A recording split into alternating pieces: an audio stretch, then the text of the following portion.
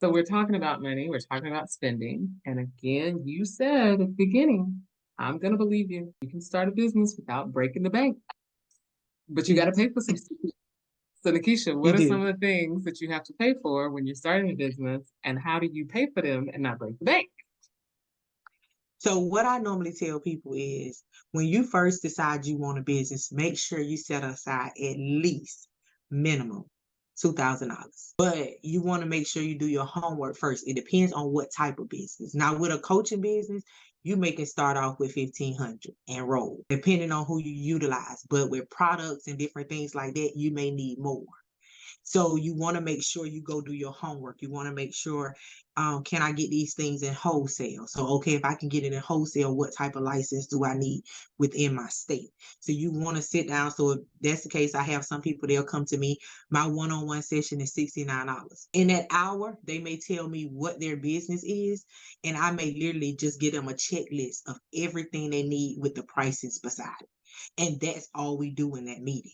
That meeting is setting them up so when they're ready to start their business, they have that funding to the side to be able to launch their business and launch it successfully without worrying about the funding because they've already prepared for it. So I'm big on preparation. Now that makes sense. Tell me three things that we got to pay for that we haven't talked about. So I know you got to pay for the LLC, like, The EIN number is free. Your DUNS number is free. So basically your LLC is when you're first starting. Those three things are free. You know, if you need a coach, I tell everybody start off with one session at a time. Don't jump in coaching because if you've never ran a business, 9 times out of 10 is going to be overwhelming. So don't ever dive straight into coaching because it's going to be overwhelming because that coach is going to hold you accountable and you may not be ready for that yet. So do your one-on-ones to meet your needs for the time being. Your business plan is free unless you hire a coach, like I said, and you have to pay for that. Bank account, you don't have to pay, you have to put maybe $100 in, so you want to have that.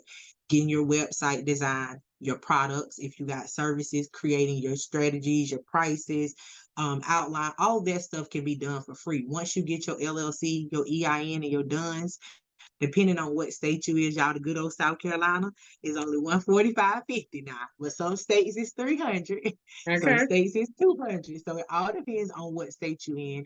And then if it's products, you know you got to get that retail license. Well, in the state of South Carolina, you have to have a retail license. And Okay. so you want to make sure that you have, that's why I always I individually coach people. So although I have a program, I coach you according to your needs. So when you get on the phone with me or in person with me, the first 10 minutes, I'm letting you talk to me because I need to know, what you have, and now how I can service you. So where did all this knowledge come from? That, Um, like, what, when did you build your business? How did you get started that you now can teach others? How did that all come about? So I started, this is not my first business. I left the military after 10 and a half years and I started an in-home daycare.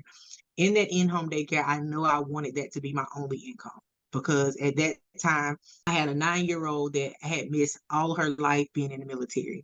And so now I was giving birth to my second child and I didn't want to repeat of missing her life. So I decided, okay, I'm gonna leave the military for good and I'm gonna start an in-home daycare. In that, I'm a researcher. I'm big on researching, and I was actually getting my third degree, which was my master's in psychology. So I was already researching anyway, You and say so third I just degree?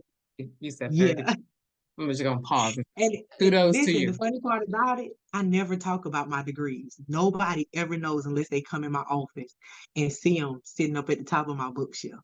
Kudos. That takes commitment. Kudos to you. Okay, I'm sorry. Go ahead. I just needed to highlight that for a moment. Go ahead. So, with the daycare, I was starting to do research. I got a DUNS number, not for business credit. I actually got the DUNS number back then for federal contracts. That's what they were using to get federal contracts. So I actually applied for a federal contract. Matter of fact, for the same military I had just left, they had a program where daycares would come in when soldiers come from Iraq and they would have to debrief at a hotel. So they would bring daycares in and the daycare was set up in the hotel like a full daycare. They'll have the ages separated and you have to come in and provide everything. So I applied for the contract and I bidded on it and I won. And so when I won that contract, that lasted for almost a year.